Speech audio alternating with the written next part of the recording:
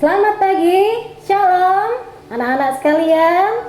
Kita saat ini berjumpa lagi untuk kita membahas materi soal penilaian akhir tahun pada program pembelajaran agama Kristen dan budi pekerti.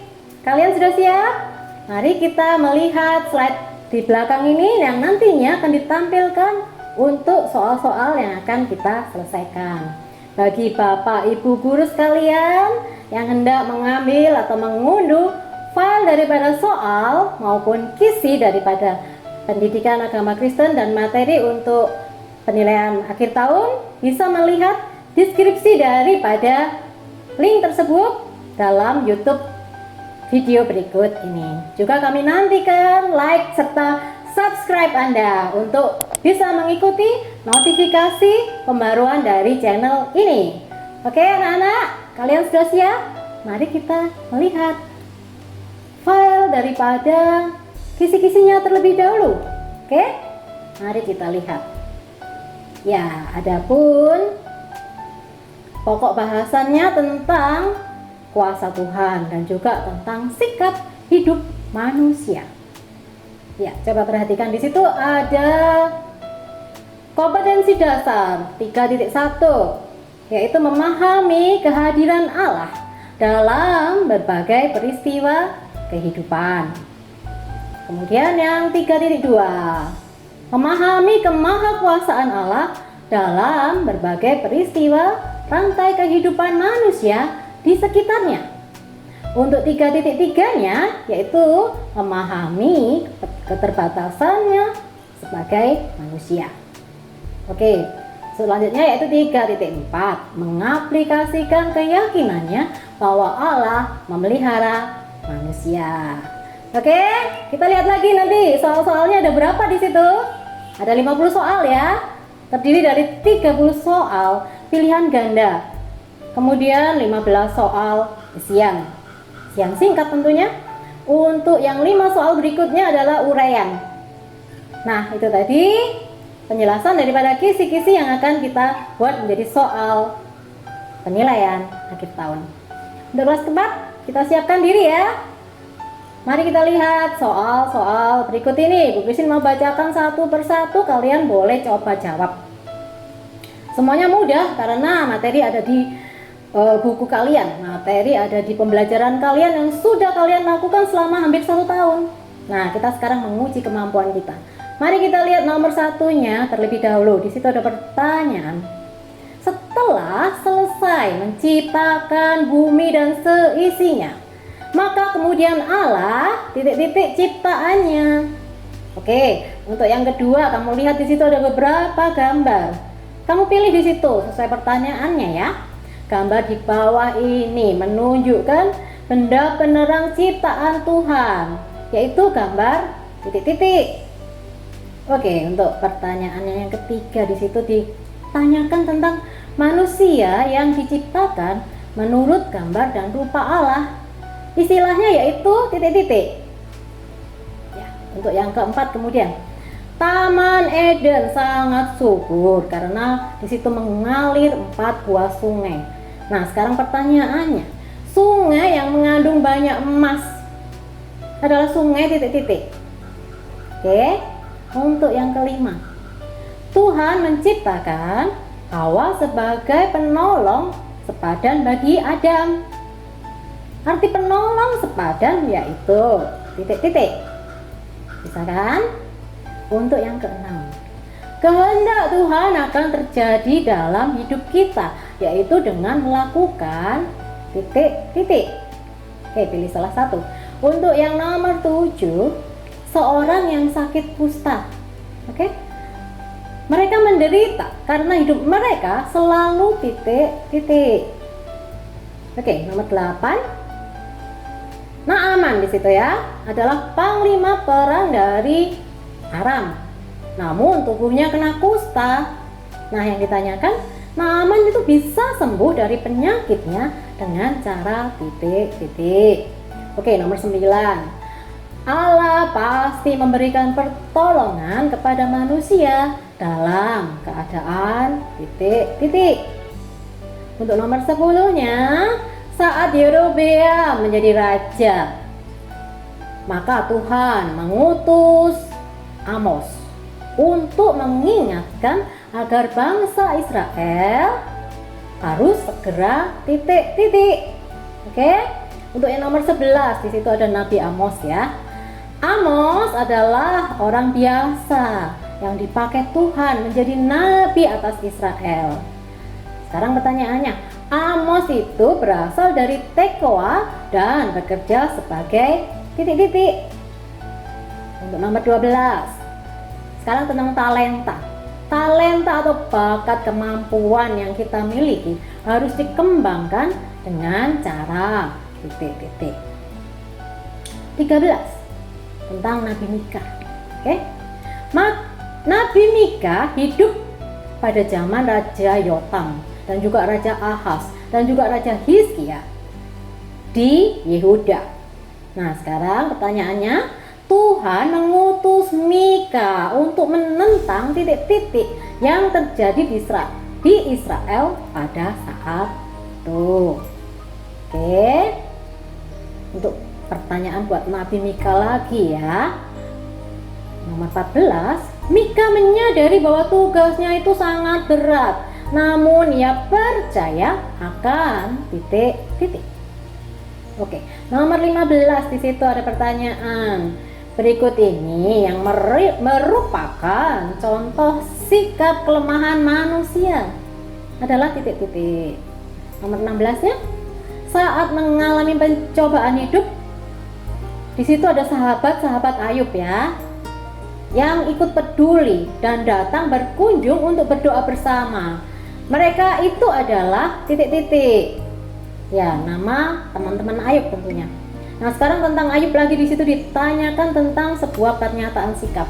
Merupakan pernyataan yang tepat tentang sikap Ayub yang selalu bergantung hidup pada Allah. Ya, di situ ada sikap bersyukur. Kemudian yang kedua sombong, yang ketiga tahan uji, dan yang keempat suka mengeluh. Nah, itu yang merupakan pernyataan sikap Ayub yang paling benar yang mana? Kamu pilih sesuai dengan pilihan yang ada di sana ya. Kemudian nomor 18, dengan hidup bergantung pada Tuhan, maka kita akan merasakan titik. Untuk yang 19-nya, dibutuhkan oleh orang yang sedang sakit, yaitu titik juga. Untuk nomor 20, Tuhan Yesus menyembuhkan Bartimius, dia seorang yang buta, itu karena titik. Nah, sekarang nomor 21, Tuhan Yesus disebut tabib agung. Nah, itu alasannya apa ya? Sebabnya apa? Titik. Untuk yang nomor 22, kita lihat lagi. Kita harus selalu bersyukur kepada Tuhan dikala kita sedang mengalami titik ya. Untuk yang nomor 23, kepada berkat Tuhan yang telah kita terima, kita seharusnya titik. Nah, sekarang 24-nya tentang Nuh. Udah paham semua kamu kan ya? Kita mau lihat pertanyaannya. Kalau kepatuhan Nuh pada Tuhan, bisa kita lihat di situ ditunjukkan saat ia diutus membuat titik. Nah, itulah yang membuat Nuh dan keluarganya nanti selamat dari bencana air bah. Bisa kan? Kemudian untuk yang nomor 25, di situ ada tentang pernyataan atau sebuah penggalan daripada kitab Markus pasal 4:35, di ayat 35 sampai dengan 41. Kisah tentang cara ajaib Tuhan Yesus menolong dan menunjukkan kuasanya pada murid-muridnya atas alam, yaitu dengan cara titik. Untuk yang nomor 26 ya, sikap kita sebagai seorang siswa terhadap kuasa Tuhan adalah titik.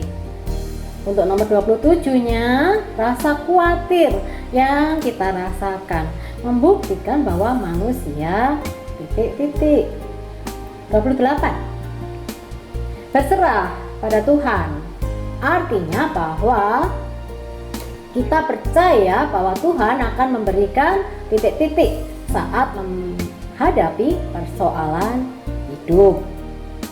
Untuk 29, hidup berserah kepada Tuhan ditunjukkan oleh Nehemia saat dirinya memiliki keinginan, yaitu untuk titik-titik. Oke. Untuk yang 30 yang terakhir pada pilihan ganda, serahkanlah segala titik-titikmu kepadanya, sebab ia yang memelihara kamu.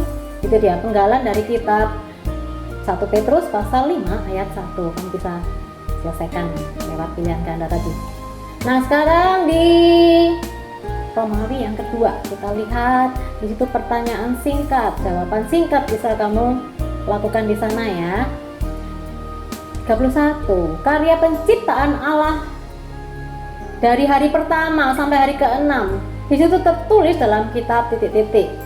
Untuk yang ke-32, kuasa Tuhan itu bersifat exousia, yang artinya yaitu titik-titik. 33-nya di situ tentang kuasa manusia juga yang bersifat dinamis. Nah, dinamis itu memiliki arti yaitu titik-titik. Oke, kamu berikan jawaban di situ ya. Untuk 34, Allah berkuasa atas langit dan bumi dan isinya, maka Allah disebut Maha titik-titik. Untuk 35, penyakit kusta. Ini yang sudah Tuhan lakukan banyak keajaiban dengan penyakit kusta itu ya. Penyakit kusta dianggap sebagai penyakit kutukan karena titik-titik. Nah, itu dia. Untuk 36-nya di situ juga seorang penderita kusta. Ya, di situ dikisahkan bahwa Nabi Elisa menolak hadiah dari Naaman yang pernah menderita kusta dan sembuh, yaitu karena titik-titik. Kemudian yang ke-37, ada sebuah pernyataan di situ ya yang kamu harus lengkapi. Manusia boleh berencana, tetapi yang menentukan adalah titik-titik. Untuk 38, talenta yang kita miliki sebaiknya kita gunakan untuk titik-titik. Ya, bisa kan? Untuk yang ke-39 di situ tentang Ayub. Kamu paham tentang Ayub? Ya, seorang yang saleh. Yang ditanyakan di sini adalah ujian hidup yang berat pernah dialami Ayub itu asalnya dari titik-titik. Oke. Untuk yang ke-40, saat mengalami pencobaan hidup, maka kita berdoa mohon titik-titik pada Tuhan. Oke. Kemudian yang 41. Nah, di situ tentang bencana yang pernah terjadi pada masa lalu, di masa Nuh ya.